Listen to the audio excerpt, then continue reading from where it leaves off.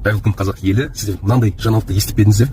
Үкімет елдегі барлық ескі көлікті пайдалануға мүлде тыйым салмақ. Айыппұлдың ең жоғарғы мөлшері 1 миллион 400 мың теңгеге дейін жетеді. Енді біздің мемлекет ескі көлік айдап жүрген қазақстандықтарға 1 миллион 400 мың теңгедей айыппұл салмақшы. Оны анықтау үшін әр өңірде жергілікті экология органдары қасына полицейлерді ертіп көшелерді аралайды. Статистиканы алатын болсақ, елімізде 4 миллион автокөлік бар екен. Соның тең жартысы 2 миллионы 20 жылдан асқан екен. Енді кез келген екінші жүргізуші біздің елімізде айыппұл төлеуге мәжбүр, өйткені 20 жылдан асқан автокөлік әрине экологиялық стандарттарға сай келмейді. Біріншіден, біздің автопарктың ескі тозып кеткеніне халық кінәлі емес.